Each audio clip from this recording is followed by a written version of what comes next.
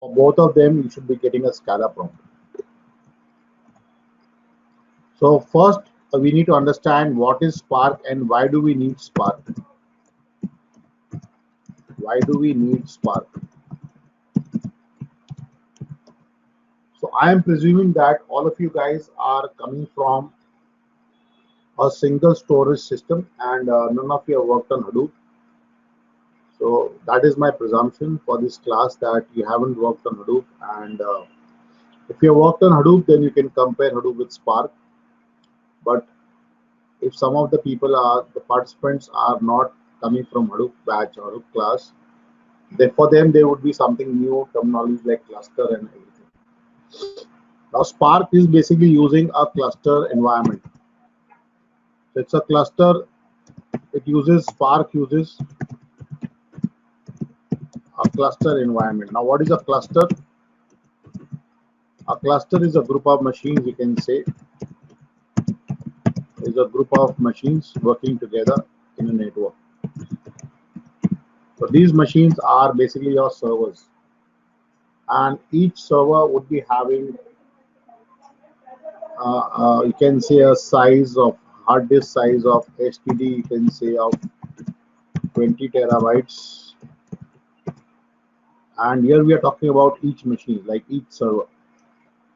It can have 64 cores and a good amount of memory. So we'll discuss why we require high memory.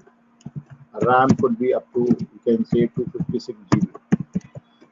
For Spark, we require higher amount of memory having on each server. Yeah, good evening, guys, once again to all of you. And kindly post your questions when I ask you to post, because then I'll be taking all your queries at one go. So that is the cluster setup for Spark.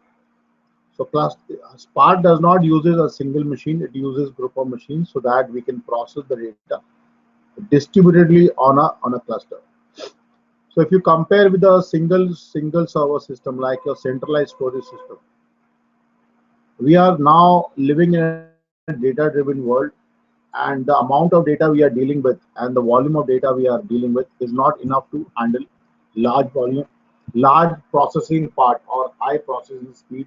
If I want to work on high process mechanism, it is not possible on a single server system like any RDBMS or a application where we have only one server. So instead of working on a single server, we are now moving to distributed data storage, or you can say distributed data processing framework. So Spark is using a distributed processing framework. It's a part of your distributed processing framework. This is very key to understand what type of processing we are doing. We are not going to process the data on one server. Rather, we would be distributing our data on multiple servers. And we have a cluster, and these are the specifications of each server, you can say. So I can have a 3-node cluster or a 4-node cluster. And if I have 4-node cluster, then my total storage becomes 80 terabytes. RAM is around, you can say, one terabyte of RAM you get in a 4-node. And number of cores will be almost like 256 cores. So that becomes really a big voluminous data you can process on that data, on the 4-node cluster. So that is how you define your cluster in Spark. But 4-node is not good enough for high volumes of data. I'm just giving an example that you can create a cluster of these many nodes and these many specifications. Now, what are the key points? Why do we use Spark? First, there are many other distributed processing framework like Hadoop is there, and Hadoop is also a part of your distributed processing framework. But if I compare Hadoop with Spark, Hadoop is, you can say, Spark, I can process the data much faster than Hadoop. So if I want to process my data even faster than Hadoop, then I would be going for Spark application. And why is it so? Because it uses in-memory storage and in-memory processing framework. It's an in-memory storage, So whatever data we are processing in Spark, we keep the entire data in memory. Unlike in Hadoop, we are keeping a data in SDFS file system. So the data is always read from Hadoop file system and we are able to read. But in Spark, there is no SDFS. There is no permanent storage file system. And we read our data from some memory. Whatever data we are pulling from a source, we keep the entire data.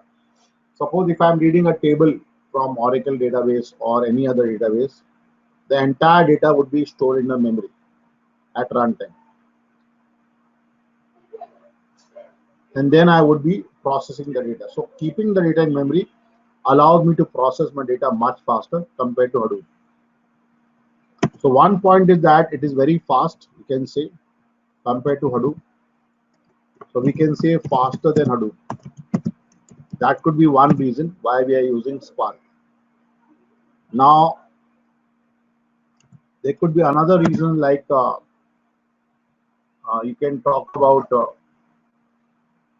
for example, you can say the development cost, because in Spark, we don't need to write more lines of code.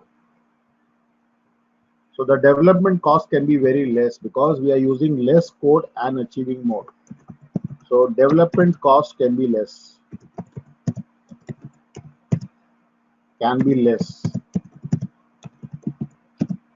So we are writing less and achieving more. So this is called actually going against verbosity, because verbosity means where you write a lot of extra code. So this can be described as writing less code and achieving more.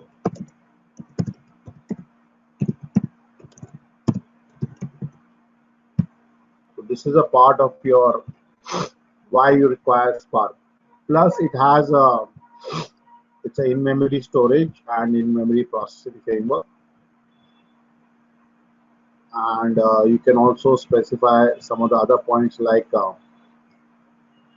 I can use languages like Scala, Python, or Java to process my data. So that is also one advantage. So the languages we can say we can use Scala. So different languages can be used here. Like I can go for Java, I can go for Python or Scala. So we'll be learning Scala language in this session, like in this curriculum, where we understand what is Scala and how we write a code. Because Scala is object oriented and plus it is also a functional language. So we can use Scala to the optimum level in Spark. So we can use we can write the code in very less number of lines. So the equal number of lines of code in Java would be very, very high compared to Scala programming.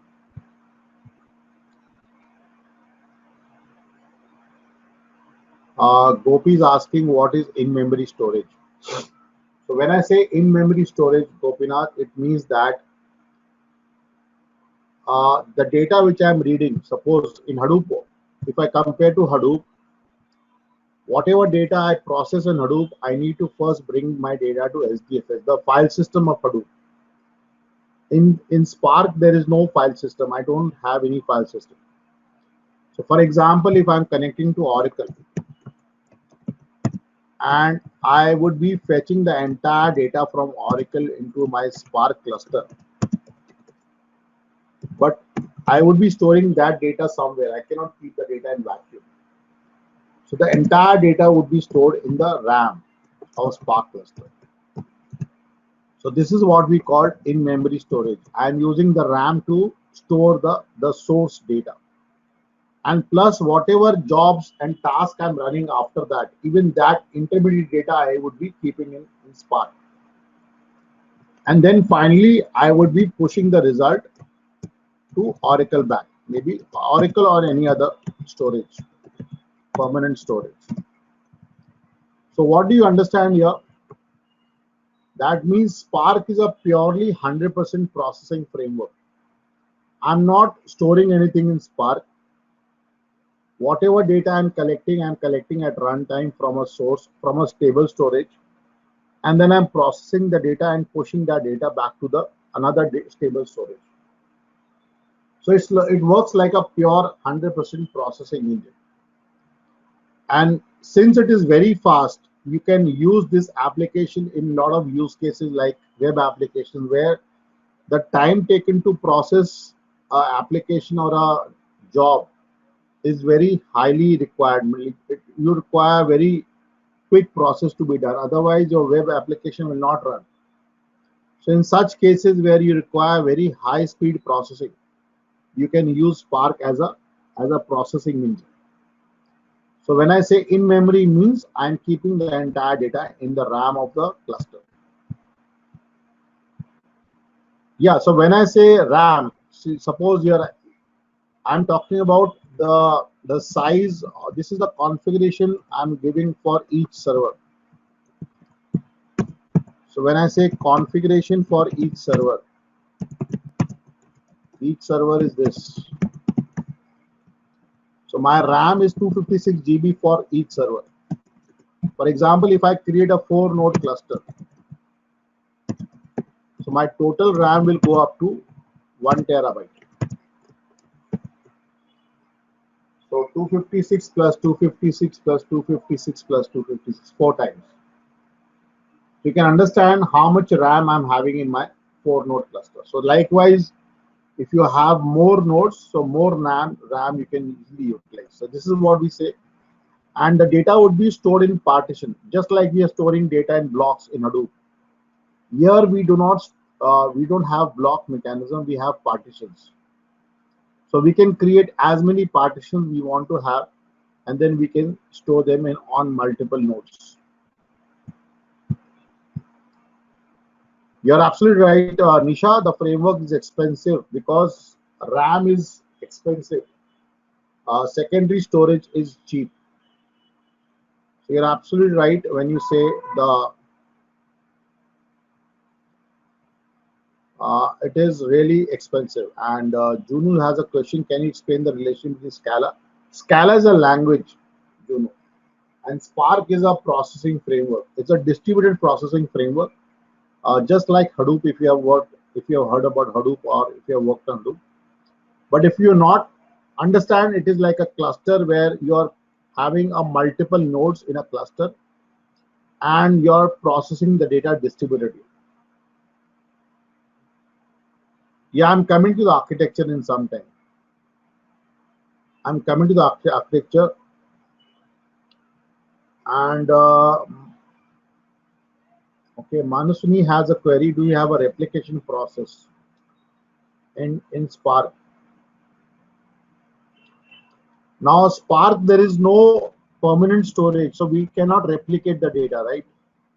But it has a mechanism of recreating the partition if there are loss of partitions. Suppose I uploaded a file, and this file had 10 partitions.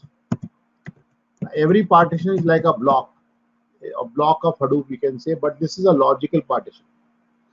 So 10 partitions, out of 10 partitions, if I lose one of the partitions due to a node failure or some other issue, network issue, it has a mechanism to recreate the lost partition, and that mechanism is called lineage information. So the cluster maintains some lineage information in a DAG form. DAG form, that is directed acyclic graph form, by which it can recreate the lost partition. So there is no need to have a replica factor in Spark, or replicas in Spark. So there is no replica factor, and there is no need to have a replica. So whatever partition we are losing on multiple nodes at runtime, we can recover the partition. So we have now this is called a 4-node cluster. So we have one node which is now behaving like a driver node. Now driver node is not a permanent driver node. Please understand. Any of these nodes can work like a driver node. The reason why I'm calling this a driver node, because I would be launching my program from this node on the left hand side. If I launch a program on the right upper side, on the node where the worker is written, then that node will become a driver node for me. So there are no permanent driver nodes and no permanent worker nodes. We have a number of nodes in Spark. Wherever we are launching the application program from the node, that node will be called as a driver node. And the nodes where we are going to run the jobs or the applications in partition form, those nodes will be called as worker nodes. So in this example, we can say that on the left hand side, I have a node where I'm launching my program. Now, whenever I launch a program, it would first create a Spark context. Now, what is Spark context? It is an interface to deal with your cluster. So basically, it will decide whether you want to use a cluster manager or you want to work the program on the local node itself, how many executors you want to have. So executors are like containers where you would be running the job.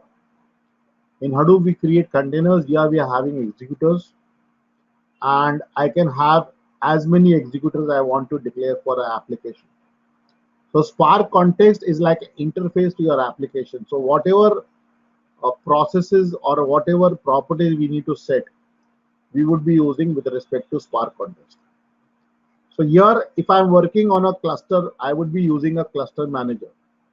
So I can use Yarn as a cluster manager, which will allocate resources to my each worker node depending upon the requirement of an application.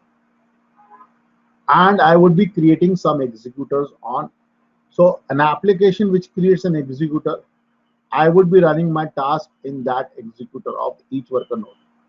And remember, one worker node can have n number of executors running from different applications. So I can have any number of executors working on each worker node. So there is no limit, because the limit is being set by the RAM of that worker node. And that is why we are using high memory allocation for each worker, so that we can run n number of execution jobs on each worker node. Now this is the entire architecture of you can say Spark. So we have a 4-node cluster, and we are running a job on. Now imagine here that I'm running a application from the first worker node on the right hand side. I'm launching an application on the first upper block on the worker node of the top.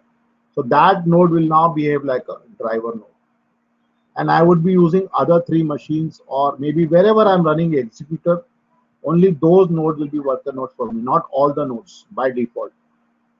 So I may be having 100 node, but if I'm launching executor only on 2 nodes, for that application, I'll be having only 2 worker nodes. So number of nodes depends upon how many executor nodes how many execution nodes are running. Gita Spark has its own cluster manager also, and that is called Mesos. But we can also normally we use Yarn with Hadoop, so we can also use Yarn. And Avinash has a query: what is the lifetime of data stored in RAM? Lifetime, there is no permanent data storage.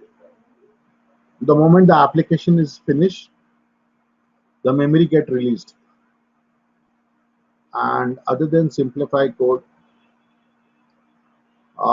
you can say Spark is basically written in Scala. So Scala is more compatible to Spark, Mirza. And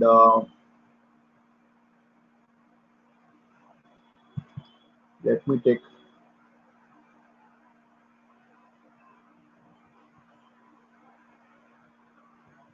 So let us understand one more thing, how the data gets, like how the system is working in Spark. Suppose I create a new application. So I'm running an application on the driver node. And this driver will create a new Spark context on the first node. Now here we have 4-node cluster. So there are 3 slaves and 1 working as a driver node. And here with the help of cluster manager, I'm able to create multiple executor on execution on each slave worker. And each of these executor nodes, I'll be running multiple tasks. So number of tasks are 6 here I'm running. So I've split my task on 3 worker nodes and I'm able to process my data parallelly. So task is your main job where we are going to process the data. And I can split my data on each of these worker nodes as per my requirement. So that in a broader context, you can say you are distributing your processing on each of the worker nodes. So that is how it is you are processing the data on Spark. And we would be now looking at how we can write a process, like in what languages we can use. So we'll be learning about Scala, like what Scala can do and how we can process the data in Scala. But before that, let me take some more questions, like much of it. And will there be any deadlock situation in RAM? Divya is asking. No, there is no deadlock situation in RAM because we work in a JVM, because Scala uses JVM to process the data. And Gopi has a question: will driver work as a worker at same time for the? Yeah. So any node can work as a driver or worker for some other application. You're right. So there is no confirm, or you can say permanent driver node. Any node can work as a driver node. So driver node is a node where you're launching an application. If I'm launching an application from some other node, that node will work like a driver node for me. And how to decide how many worker nodes are required? So that depends upon your application, the size of application. So if you want to do faster processing, you have to create as many partitions in your system, Rajesh. And how does it retrieve data that that is done by Himlata. The fault tolerance, or you can say data availability, is done by using lineage information.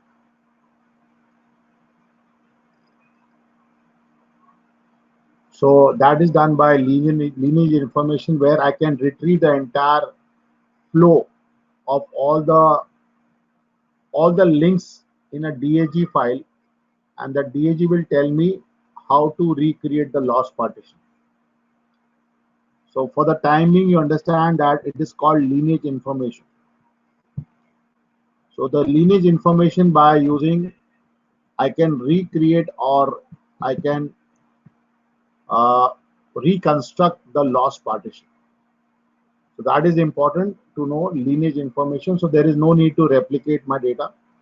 Out of 10 partitions, if I lose one of the partitions, it automatically recreates on a different worker node.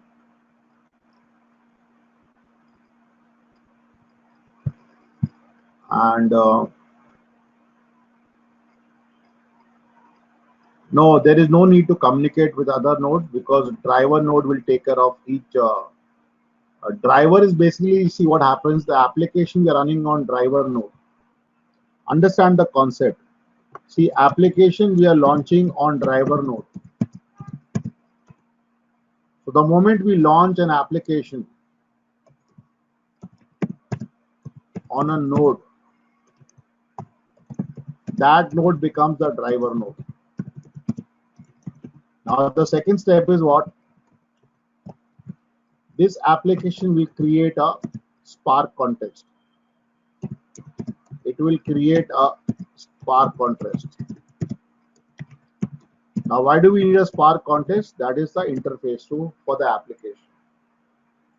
Now, this Spark context will decide whether you want to run the application on the local node. Suppose if I'm running an application on local node, where would be my executors running? So there are two options. I can use a local, or I can use yarn. If I'm using local, that means where are my executors running? On the same driver node.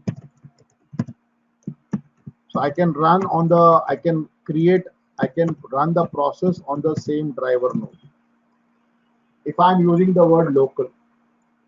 But if I'm working on yarn, then I would be creating executors on different worker nodes.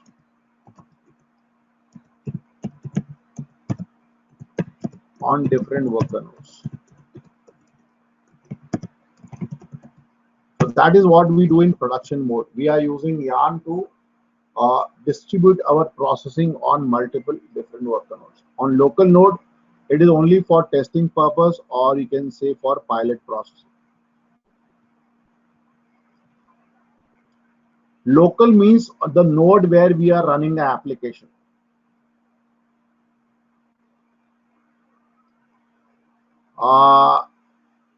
Dhananjan, just a minute.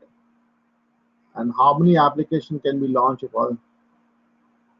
We can launch as many applications what it supports the memory of that node. Pradeep. No, there is no concept of name node and data node here. Please understand. So those guys who are coming from Hadoop background, please understand there is no concept. What does name node and data node do? Can anybody tell me? Please don't mix up with name node and data node here. The name node and data node is nothing to do with Spark, because name node and data node are primarily for storage. Again, I'm repeating, if you have missed out, Spark is only a processing engine. It does not have a storage. Spark does not have a file system. Please understand.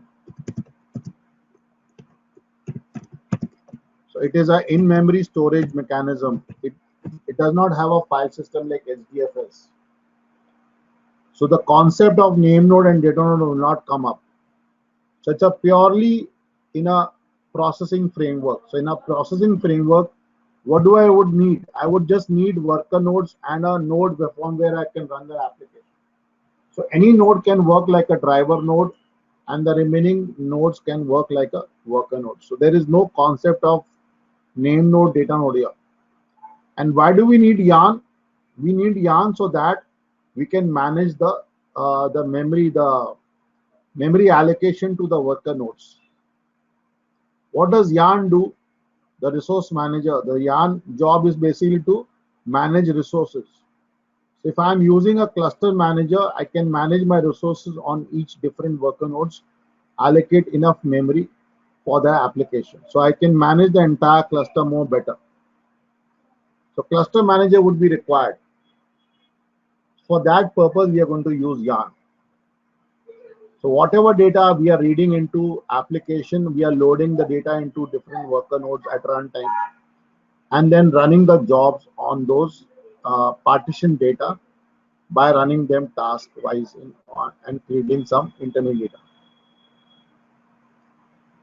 Yeah, Nimesh, you're right. If you're launching any application from a node, then that node will be like a driver node, and the remaining nodes will work like a worker nodes. So any node can be work like a driver or a worker node in the system. And Vasu, yes, we need Yarn for Spark cluster to manage the resources.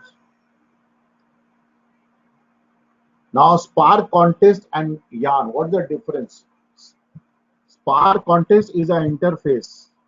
Spark Contest will decide which mode I need to work on, whether I need to work on cluster mode, or whether I want to work on mesos, or I want to work on local.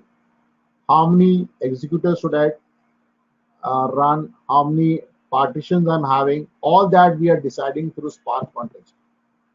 So Spark Contest is an interface to the application. Whatever application we are creating, we always run through Spark Contest. And Cluster Manager or Yarn is going to manage your resources. So once you define that Yarn is your cluster manager, it will manage the resources for the application. So Spark Context becomes the first role or first stepping stone towards the application whichever you're running. So that is very important. So second point is that it will create a Spark context, either local or Yarn. And then what happens to the third point? So the third point, it will create executors. So the Spark context will create executors on the worker nodes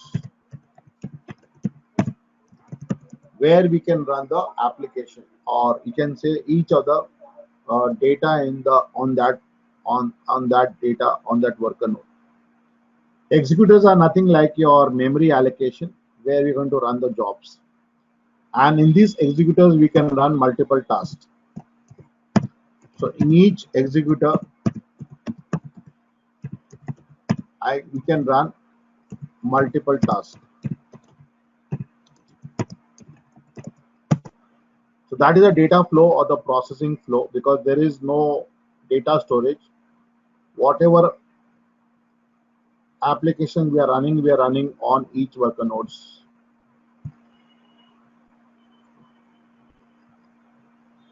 Yeah, Yarn is a very much part of Hadoop, but we can also use Yarn as a framework for cluster management for Spark. And Nimish has a question: can I submit multiple Spark jobs? Yeah, you can. Why not? So from one node, I can submit any application, any number of applications. And Rohini has saying, what if one of the worker node fails? So let it fail. It can recreate the lost partitions of that worker nodes on other worker nodes only. So not an issue. And Gopi, you're right. So when I'm running on a local mode, Yarn will not come into the picture because I'm running the executors on the same node on which the driver node is created. So Yarn will not come into picture at all when I'm using a local. Is that point clear to everyone? If I'm using a local mode, will Yarn come into the picture? Absolutely not. Because executors are running on the same driver node. So the local, when we use local word, and I will not be using Yarn, I will not be using the cluster setup at all. I'll be working only on one machine. The same machine works as a driver and as well as a worker node. And what is query multiple job? Local node Dhana is the meaning where the driver and the executor works on the same node. So I'm not using the cluster anymore. And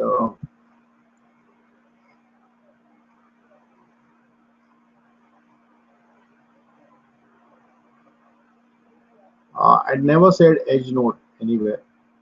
So I'm using a local node and a cluster setup.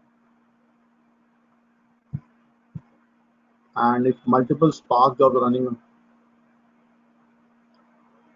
no, it has different cores, right? So it depends on how many cores you have. So we are using 64 cores.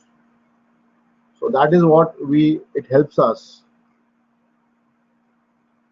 Okay, let me explain what is local mode. Now let me just give you one more example. Now, guys, those who have not understood what is local mode, in this slide there are 4 nodes. One node is working like a driver. So this is not a permanent node as a driver. Please understand that part. And we are running 3 jobs on 3 worker nodes. Now forget there are 3 worker nodes. I'm using the same driver node and I'm setting up my Spark context as local. So what happens on the same driver node, I will be running the same executor programs. So that node becomes a local for me because I'm not using cluster manager at all. So if I'm processing my data on the same node from where I'm running the application, then it is to be called as local mode, running an application in local mode. If I'm using a cluster, then it is called you can say I'm running a application in Yarn mode or a cluster mode. So this is the difference between local mode and cluster mode. Right, everyone? So the local node means running an application on the same node from where the application is launched.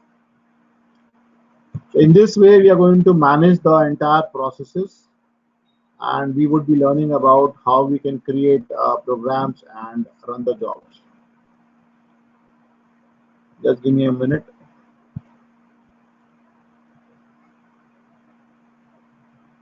Yeah, we are using only one node as a cluster. So it's a single node cluster, you can say. A local node means a single node. In one core, we can only run one job, right? So that is the one processing framework we can only run. So that is why we are using so many higher cores. Yarn is a cluster mode, means you are running using a multiple nodes, and Yarn is a facilitator. So Yarn helps us to run the process on cluster mode. So Yarn is a mechanism. Yarn is a mechanism which helps us to run the jobs. It allocates memory. See, the full form of Yarn is yet another resource negotiator. So those who are not into Hadoop, let me just brief about what is Yarn. Yarn stands for yet another resource negotiator.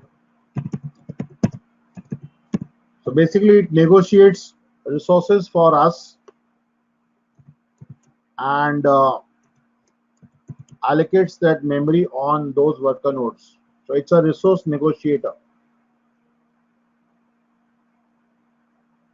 And it allocates memory where we can use that memory for our job. So basically, it helps us to create executors or allocate memory on each worker node we can use. So that is the reason how we are able to process the data. So we create a JVM on each of these machines to run the applications. Ultimately, all your Spark application uses JVM, Java Virtual Machines, to run applications. And to create JVM, we require memory to process the data. And that is why there is no deadlock. If I can run two applications in the same, or multiple tasks in the same executor.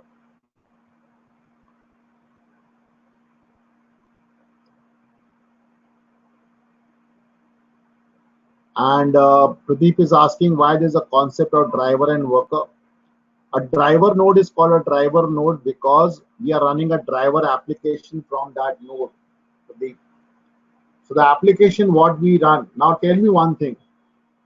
Let me ask a question to you. I'm having a 3-node cluster.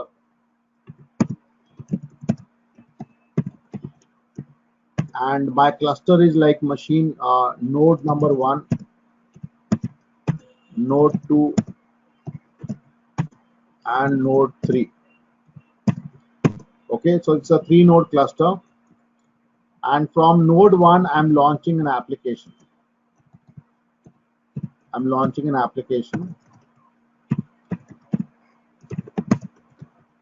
And the moment I launch an application from node 1, this node 1 becomes my driver node. This becomes my driver node. And I would be creating executors on node number 2 and 3. So ultimately, I would be processing my data on node number 2 and 3. So this is also executor I'll be creating. Now tell me which is the node where the application will begin and which is the node where the application will end. On which node we are going to start the application and on which node are we going to end the application.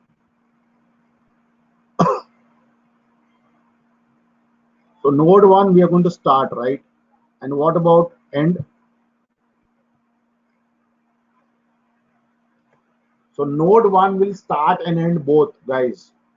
Yeah, same node 1, because in every node in the application we are launching a main method. So in the main method, every application would be having a main method. So on the main method, we are going to create some Spark context first, and then we'll run the application on node 2, node 3. After we finish the job on node 2, node 3, this executor will get terminated because this is temporary memory created. The once the job is done, the executor will get terminated or the memory will get released, and finally the result will come to the driver node. So your start and end point will be always node 1, where the driver node is running or driver program. So why it is called driver node? Because we are running a driver program from that node. That is why it is called a driver node. So my driver program is running from that node, and which has a main method. Clear, everyone? So we can run the program on a single node or a multiple node environment depending upon our requirement. And all these programs are run in the executor. Executors are nothing but memory allocated for that application. And once the application gets over, this executor memory gets released on that node. So executor is not a permanent memory. It's a temporary memory for running an application only.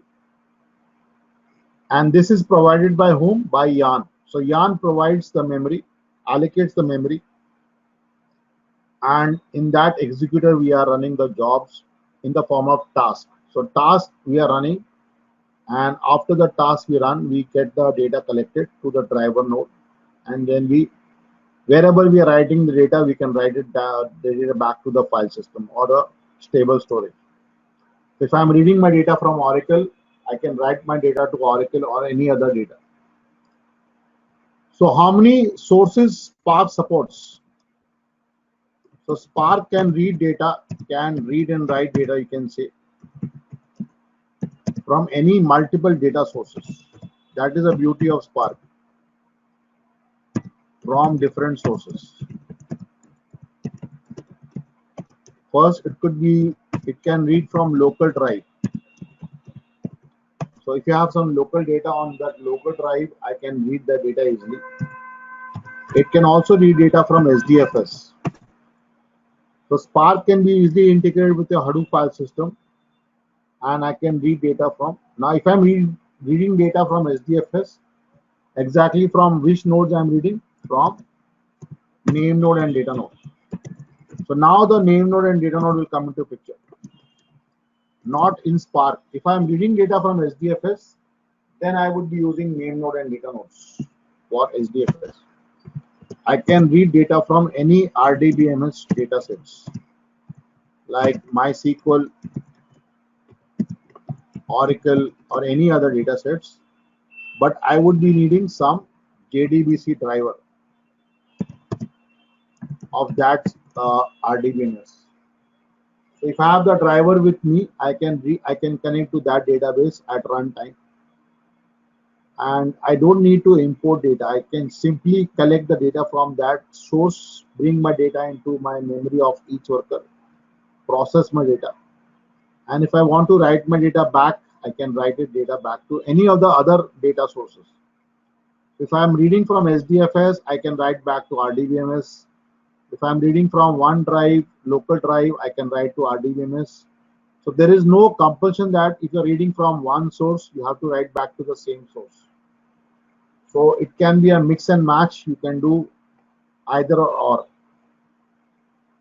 I can read from any cloud databases like S3. So cloud, if you're working on cloud, you can use S3. And many other data sources, like you can have different formats of data. XML data you can read. I can read JSON data, text files. Certainly we can read text files. So these are different formats I'm discussing here. Text files we have, and JSON data we can read. All these different we'll try to understand in the practicals if we are reading data from different sources, and we'll be understanding from all these different files. I can also read data from Hive. So if you have something on Hive tables, so those who are coming from Hadoop background, they can understand what are Hive tables. Hive tables are your Hadoop structured tables which you create so that you can process your data structurally. So if you have maintained some Hive tables, I can also read data and write it back to Hive tables.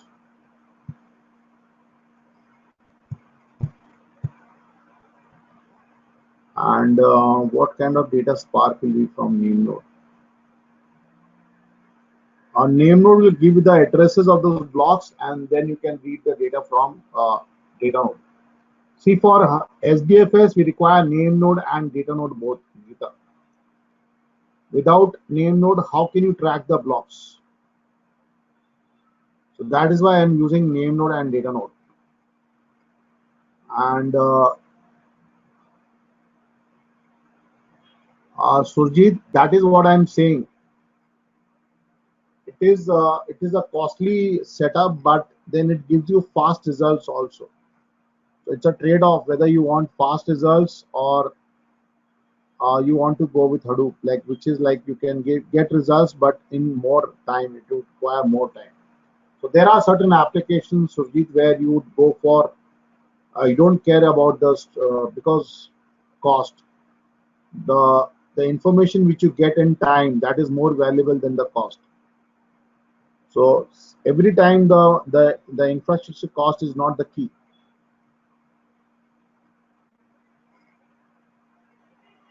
That I need to check, Mirza. That can we check? Can we read data from? Uh, I know that we can read from S3, but not about other data sources. They may be having some libraries through which we can connect, either as SAP, Azure, or any other cloud data. But there would be some libraries available, or you can use some external jar files to which you can connect. Certainly, they must be having some libraries there. You can use those libraries to connect and you can read data. So Spark gives you a lot of opportunities to read data from multiple sources, run the jobs. So one thing is clear, Spark is not using any permanent file storage. It reads data at runtime from different storages and it can write back to different storages. So wherever you're running an application, that node will be called driver node. Then driver node will create a Spark context. It will select the manager, either the local or the cluster manager. The program gets processed on each of the worker nodes in executors, and then finally the job gets done. So that's a complete data processing flow in Spark.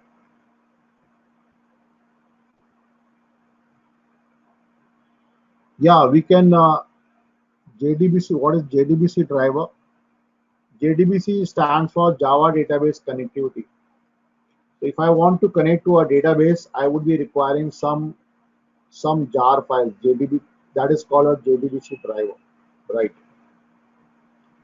So if I want to connect to Oracle, I would be downloading a JDBC driver for Oracle. If I want to connect to MySQL database, then I would require the jar file, MySQL connector. So these are all connectors, you can say. The drivers are basically connectors which connects you to the database. That is what we call JDBC driver. So we need to download those connectors from, you can download from their different websites, like MySQL offers you the connectors, Oracle will offer you the Oracle connector. So you can go to their sites and you can download them.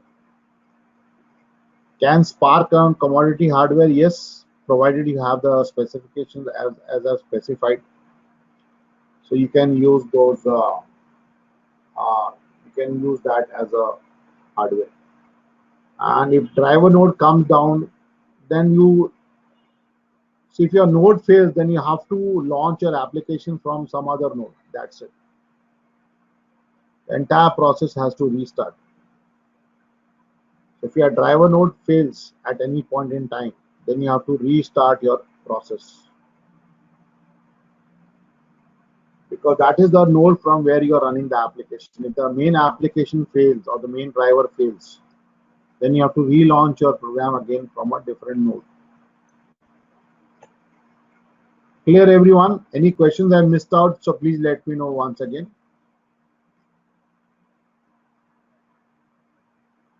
What is the operating system required? You can use any Linux operating system for that.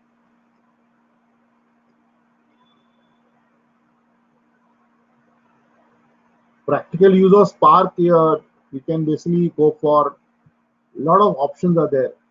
See, Web application would be a practical use, because in web application we want quick results. So any applications where you want quick results, you can use Spark. So if you want to populate your dashboard and the processing time you want to reduce, so you can use any web applications or any mechanism where the dashboard needs to be populated quickly,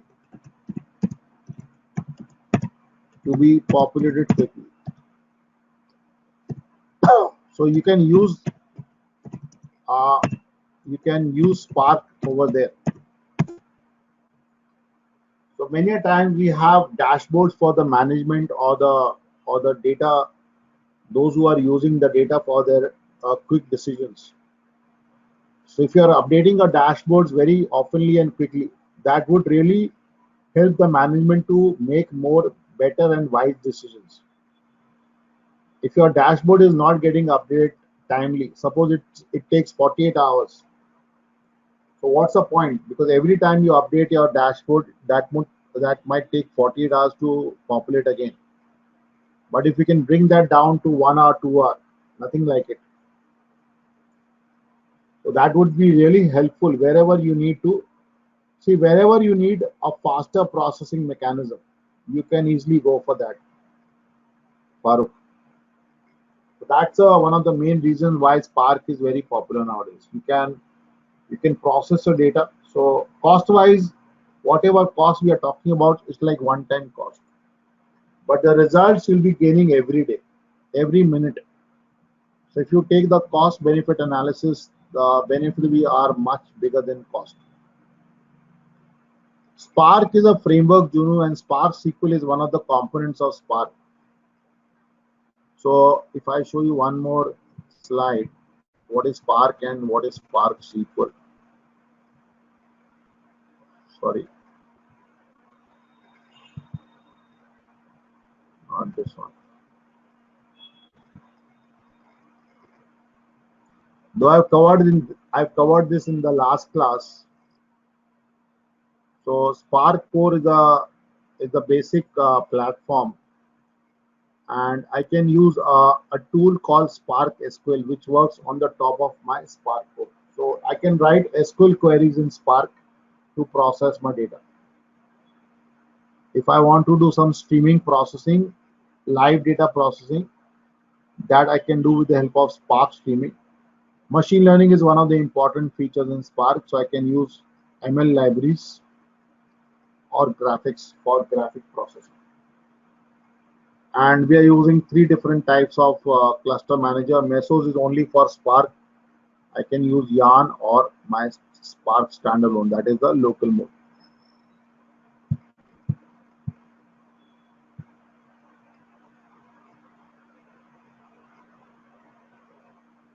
No, the memory requirement is not permanent, Dhananjay. The moment the job, and one more thing I need to tell you, we follow a lazy evaluation process. So in Spark we have a process of lazy evaluation. Now what does lazy evaluation means? Suppose I'm having a file of 1,000 records, and I run the load command in Spark. So I load the file in Spark. Just by using the load command, my Spark will the file will not get loaded in the memory. So after this, I am running some filter command, then some map command. So these commands are called transformation. Again, these commands will create certain more you can say some sort of a intermediate data. A filter can create a smaller data. If I create a map, if I'm extracting few columns, then that might create some more data, specific mapping data. But these data sets are not created in memory until and unless I don't run any action command. So the moment I run action command, like you can say count or sum, aggregate values,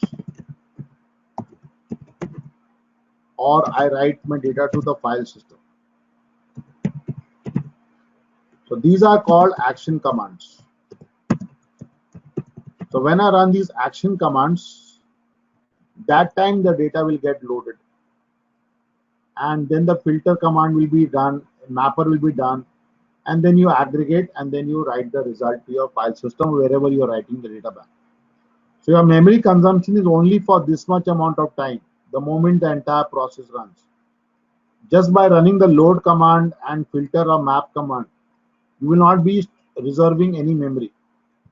So this is what we call lazy evaluation. That means the process only begins when it encounters an action command. Until unless your process is just pointing towards the application, it is not actually processing the data. So memory consumption will be very low, only for that much amount of time, you can say, but it requires a memory. And yeah, I would be covering Spark SQL, Spark Streaming, and MLlib, not graphics for this session. You know. And Surjit has a query: does Spark use MapReduce concept for processing data? No, it has a lot of algorithms, inbuilt functions, Surjit. So it has a map method, it has a reduce method, but the concept of MapReduce is not like your Hadoop. That concept is different. Here we have different functionalities, so we can use those functions, map functions and reduce functions separately. And when do we do sizing of the cluster? I'm not able to get your point, Dhananjay. Sizing the cluster means what?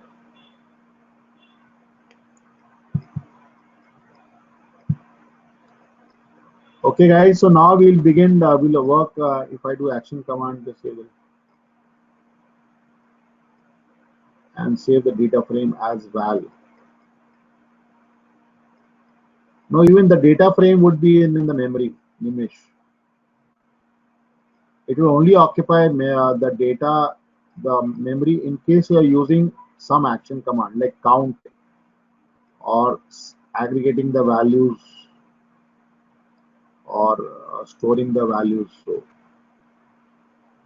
and the moment it counts, it returns the value, all the memory get released.